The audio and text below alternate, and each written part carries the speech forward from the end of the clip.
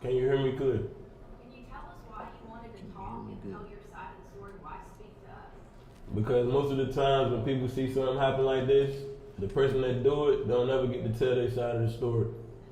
So did you shoot your girlfriend and burn her house down? Yeah, I did. Why? You did. Yeah. Why? So in the beginning, everything was good. Like our life was good. But the whole reason they kind of switched it up was like a week ago, when one of her parents tried to get involved in our relationship and tried to turn her away from me, or like ask about me and how I provide for her when I was providing very well. And it just made her like start to act different. I had been there with her for almost what, 15 months, 16 months. And they had never like came to check on her. I only seen them come to check on her like twice out of like almost what, a year and a half.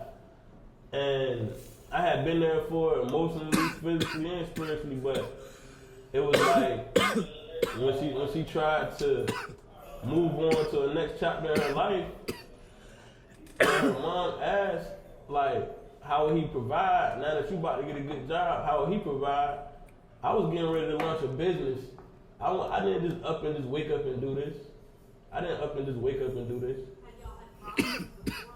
We had no problems at all. This was a build-up of just us taking a whole week. We had been in the house together for almost a year trying to get our business plans together. We had done figured out a workout plan, a dieting plan, a financing plan. We had everything laid out. I even helped her get her business launched and sat there with her while she was trying to get her business put together. And she had to actually run a church, go to college, take care of herself when she was sick, and also make sure that her parents was good. So at that time, I was helping her hold all the weight. So at what point did you have a breaking point? This nigga look crazy as a motherfucker. You kind of look like the homie Ulysses. Let me find out that's your brother, nigga. I had the breaking point when her mom kept calling and she was crying like, so what is he gonna do? Like, I'm sorry, like you messing with her head now. I'm in here trying to build a foundation with her, and y'all over here this side.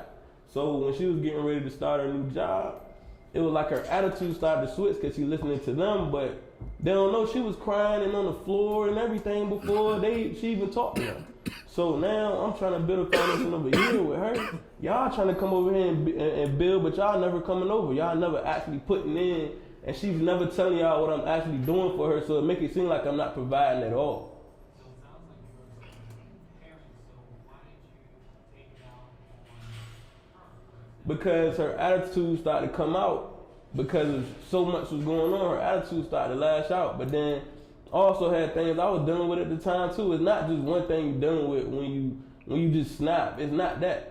It's other things in life I was dealing with. I was wearing a sex charge that I had no involvement with, but my family told me to wear it just because I pleaded guilty to come home. But they didn't want me to clear my name or the face of the person so I can clear my name. They wanted me to wear it. So I was also dealing with that, and I had just found out that I was cleared. I had just took a polygraph and I was cleared. So I was on probation for about 4 years. And out of the 4 years I was on probation never came in the house. But for some reason, they reset my probation after I took the polygraph, after knowing that I didn't do the sex crime. They reset it like I just came home after 4 years. So now they put me back on the high. I was on the low. I was getting ready to get off of probation. I was good. But that Friday she called and was like, hey, I need to come to the house. And I need to see where you at. I need to see what the room look like.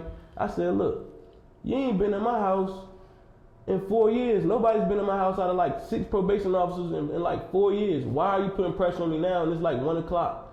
You didn't tell me you was coming or anything.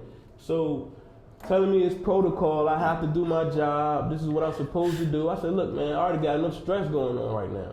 Me and Shorty over here trying to keep things level. I finally talked with her. She was like, she ready to go back to work. But honestly, she didn't want to go to work because she didn't want to leave me. But I said, go ahead and go to work. But her mom on this end was putting pressure on her and making her cry and break down. So, just tell shot her in the head. And then you said, But I didn't just do that. She told me I put the dog inside of the room. I put the dog inside of the room. And I had been snapped already. I was saying red. So when I put the dog in the room, I was about to set the dog on fire. And she told me, she said, no, don't do nothing to the dog. You can take me and do whatever you want to do to me instead and let him live. So I did that. I did exactly that because she started making a lot of noise. I did exactly that. So she got the snapping on that nigga. I mean, when you snap, Like, you gonna kill my dog, nigga? You better kill me, you pussy asshole. So, I mean, do you have remorse if you ever tell a lie? Do you have remorse if you ever look somebody in the face and told a bold lie, or you had a question but you knew the answer but you just want to see what somebody gonna tell you? Do you have remorse when you feel when you look in the mirror and you know this is not the right way to go out, but you still go out like that? Like how many times in your life do you feel like you have remorse? so after you shoot her in the head, you then set the house on fire. And the reason why it made me set the house on fire was because even watching the cameras, like I told you, my mom tried to get involved. When you try to get involved in somebody's relationship or you speak on the person that they with, I watch you on camera come check on her. You didn't even come and knock on the door. You just called her phone, but you didn't come in. She was dead since Tuesday. You came to the house on Wednesday. I was texting you on her phone. You knew something was right, but you still had a key and you still didn't come in and check on her. So you killed her Tuesday, set her house on fire on Thursday? Exactly. But they came on Wednesday and she came on Wednesday and never came inside the house. She just parked in front of the house. So that's what made me fight. That's what made me fire mad. Like, yo, y'all, like, this is what escalates when you jump in front of somebody's relationship and you act like you want to be there, but you came all the way to the house from Suffolk, Chesapeake, borderline. This nigga crazy. You drove all the way from there and you just parked in front of the house and you just drove off. If you had opened up the door, you would have realized that the house wouldn't be on fire. Okay, so after you set her house on fire on Thursday, you go over to Mr. Baxter's house. What'd you do there? He was already dead. When did you kill Mr. Baxter? He was dead on Wednesday. You killed Mr. Baxter on Wednesday? Yeah, he was dead on Wednesday. Tell me this. What's before we get into that, what's your relationship with Mr. Baxter? He basically raised me. He basically like raised me. Like I was raised with him for like 15 years, but at the same time when I needed him the most, he was wasn't the there. stepdad at?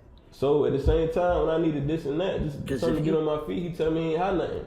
Kill her on Tuesday. But when I killed him, I found like $20,000. Kill him the next day. So this whole time, if you had gave me $1,000, I would have been good. Just to make it back.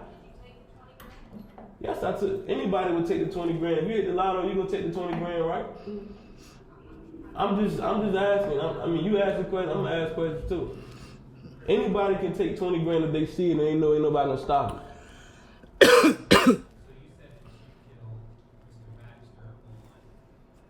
you said that you killed Mr. Baxter on Wednesday.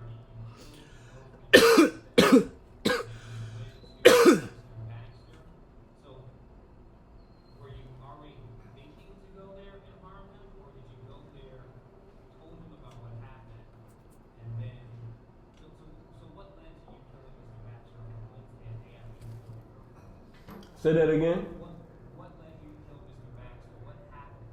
It was just so much hate I had for him because when I was growing up, he was there, but then he just stepped out of my life. So when I finally tried to like make that bond with him, he act like he wanted to help. He was there, but then he wasn't there like I needed him. And even though I tell you in distress what I need, you tell me you don't have it, and I end up killing you. And now I find out you had everything I needed. I didn't need 20 grand. I probably needed like 1,000 just to get myself situated. But when I kill you, when I find you got 20 grand, you've been lying to me this whole time. Like, don't nobody like to be lied to. So yes, I snapped. Yes, I snapped. And when I brought my cousin there with me, and I did it, it was like, okay. It was like, okay, like I've been ready. Like you had everything I needed.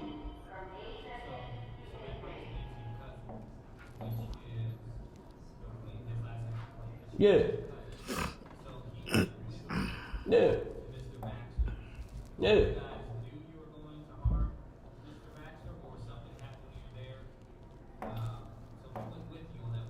Yeah.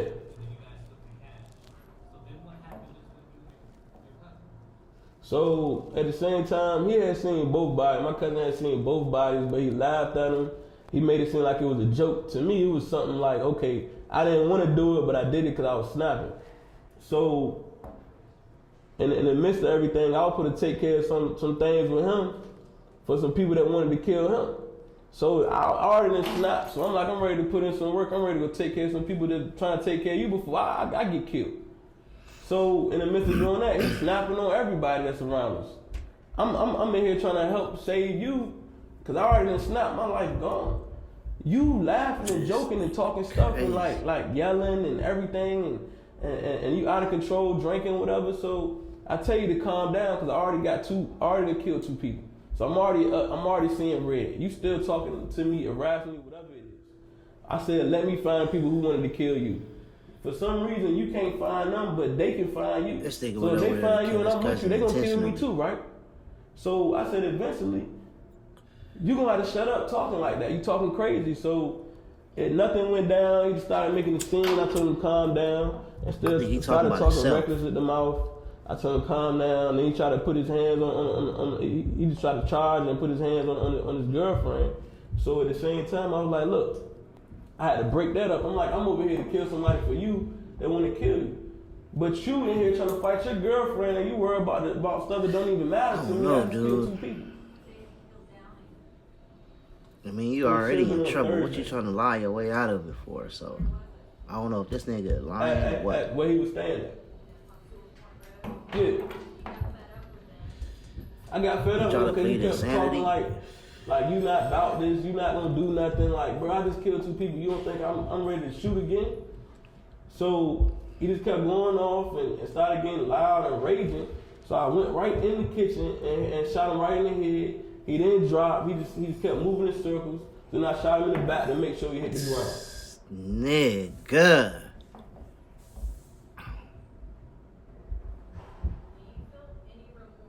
I don't feel no remorse about none of this at all. When you snap, you don't think about remorse.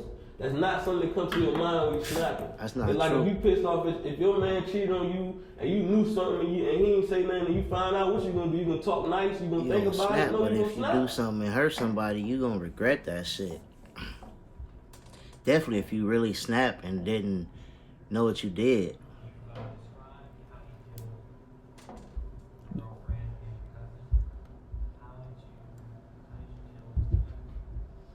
Well, when I came in with my cousin, you know, he trying to greet me coming in. It's late at night. I walk in, he like, hey. He like, hey, what's up? And then he said my cousin all black. He like, oh, what girl going? And then as soon as he finished the sentence, I had to shot him in the head. He was gone. He was still sleeping with, you know what I mean, where he was laying.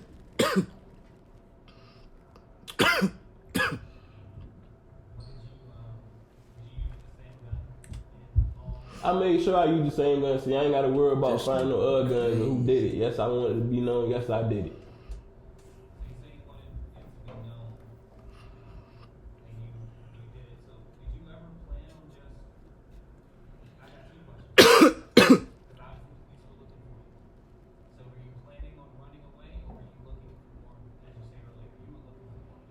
I was definitely looking for more people, but I was choosing my people wisely. I wasn't choosing just regular people. Like when the U.S. Marshals came to get me, it was like 40 of them out there. They had an army truck out there.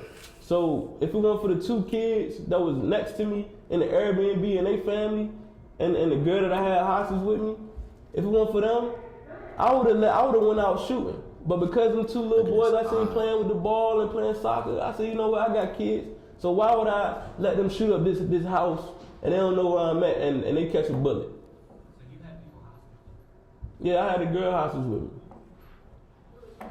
That was his girlfriend. That was McLean's girlfriend. I had her hostage with me the whole time. Why? Because I told her if she leave and go talk, I was gonna kill her.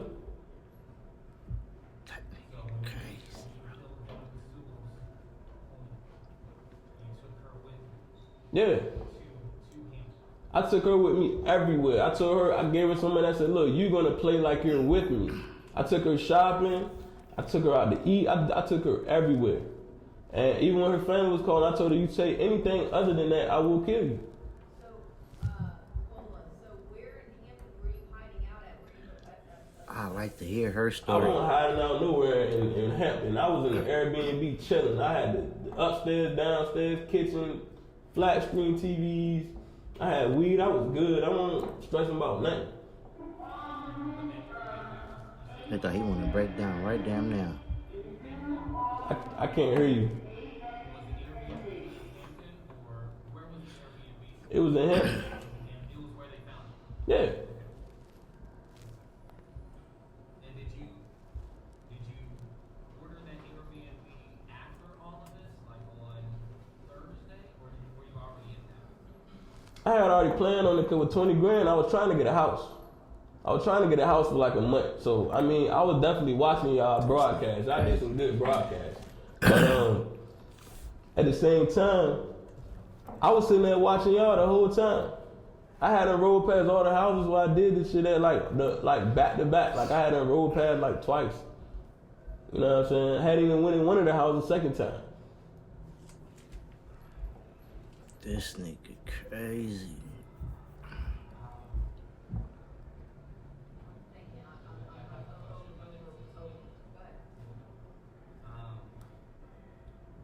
Oh, you mind me asking you about your parents? My parents, Yeah. So, was your parents Cola Beale and June Beale? Were your parents? nah, June Bill got killed by my dad. Okay, so that was your dad. That was my dad. That was when I was locked up, when I was doing my 6-year bid. He killed his wife. Okay. What? So, because I saw that and I didn't know if there was a connection there, but that was your dad. That's my blood dad, yeah. You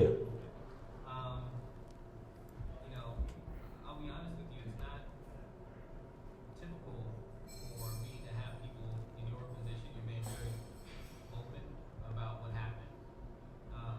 Your dad did something similar, right? So He did it twice. He tried to kill my mom when I was almost 6 months old. I was less than a year old, and she survived it. She survived all the gunshots. He tried to empty the clip in front of her, or however the story went.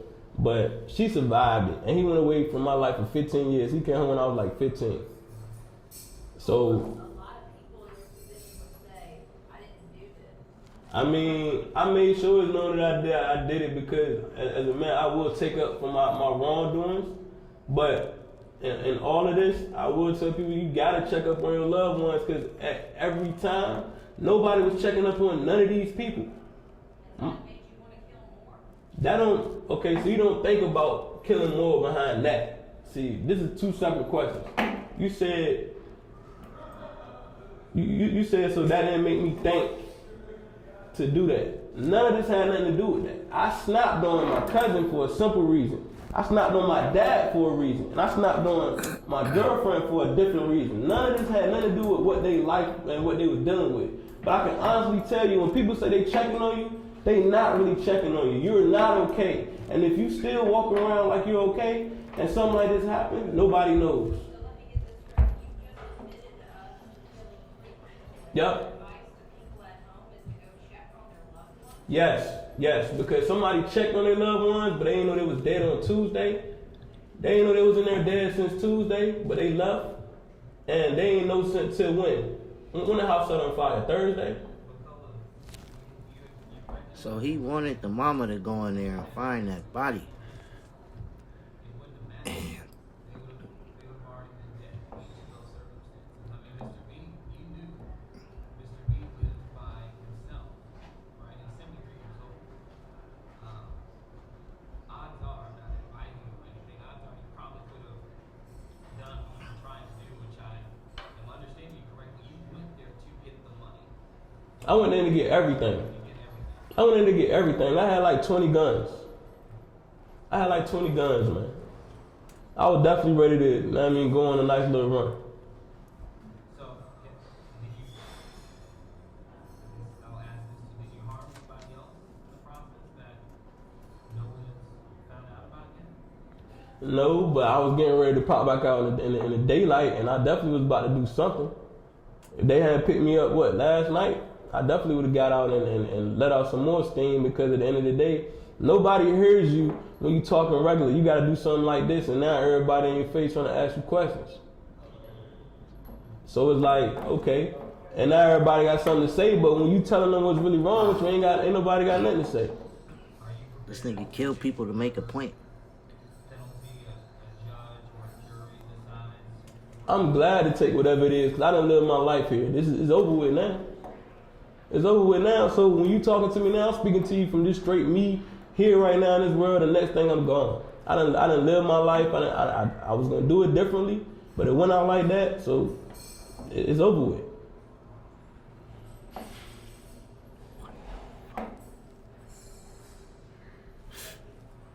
No problem.